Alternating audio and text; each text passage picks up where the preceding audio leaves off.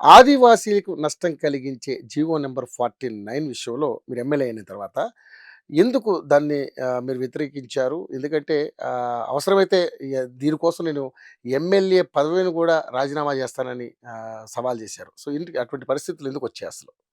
అన్న ప్రభుత్వంలో ఉన్నప్పటికీ కూడా నిర్ణయాలు తీసుకోవడంలో కొంత ఆలోచన చేసి నిర్ణయాలు తీసుకోవాలి. పార్ట్‌నర్ జియో వాళ్ళు ఇప్పుడు ఉన్నట్టు టైగర్ జోన్ తోటి ఇబ్బందులు పడుతున్నాం అక్కడ. అవును.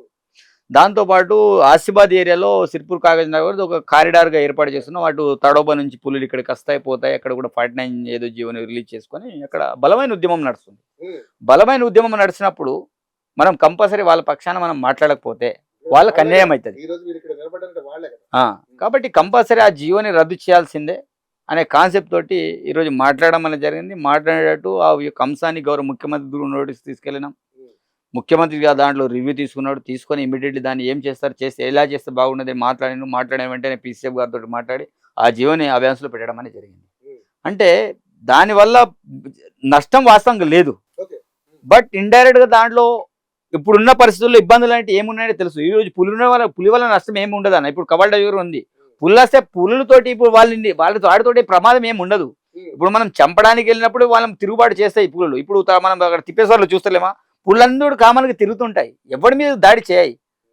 బట్ ఏంటిదంటే ఒక రకమైన అపోహాన్ని క్రియేట్ చేశారు. 49 జీవన్ వల్ల రేపటి అందరికి ప్రాబ్లం అవుతుంది, భూములు ఇది అవుతాయి. ఎందుకంటే ఇంకోటి నా ఏరియాలో కూడా విపరీతంగా ఇబ్బందులు పెడుతున్నారు కదా పారిస్ వాళ్ళు. ఇప్పుడు మంచితనంతో చెప్తే అందరు వింటారు. జబర్దస్తిగా మీరు ఇది చేయొద్దు అది చేయొద్దు అంటే వాళ్ళు తిరుగుబాటు చేస్తారు. ఆ తిరుగుబాటు చేసే క్రమంలో మనం కూడా కంపల్సరీ ఇది కరెక్ట్ కాదు, ఇప్పుడు నేను ఇబ్బంది పడుతున్నా కాబట్టి అక్కడ కూడా నా నియోజకవర్గం కూడా కాదు, అది మళ్ళీ అది వేరే నియోజకవర్గం, ఆసిఫాబాద్ నియోజకవర్గం అయినప్పటికీ అది కరెక్ట్ కోవలక్ష్మి గారు.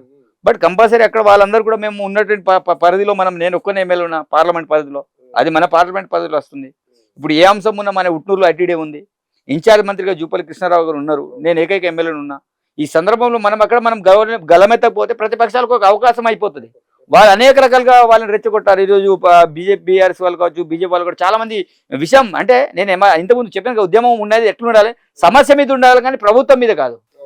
ఈ రోజు వాళ్ళు ప్రభుత్వాన్ని బదనాం చేద్దాం అనుకున్నారు, కానీ సమస్యకు పరిష్కారం చేద్దామనే కాన్సెప్ట్ కాదు.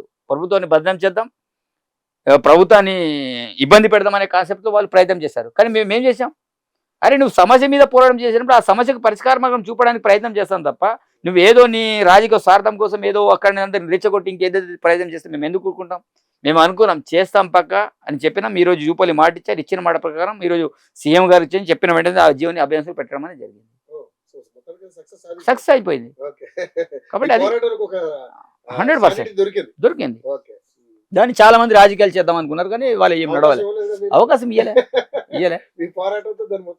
ఇంకోటి తెలవాల్సింది ఏంటంటే ఇదంతా కూడా ఫారెస్ట్ అనేది సెంట్రల్ ని బేస్ చేసుకుని ఉంటుంది. సరే రాష్ట్ర ప్రభుత్వంతో అనుసంధానం ఉన్నప్పుడు కూడా నిర్ణయాలు అనేవి మొత్తం కూడా టైగర్ జోన్ సంబంధించిన అన్ని కూడా మనం కేంద్ర ప్రభుత్వం పరిధిలోనే ఉంటాయి. అవన్నీ కూడా నిర్ణయాలు ఎక్కడనే తీసుకుంటారు.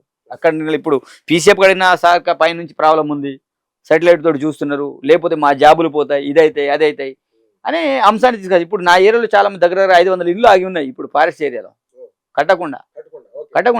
ఇప్పుడు నా విషయంలో నేను చాలా బలంగా మాట్లాడుతున్నా, కొట్లాడుతున్నా.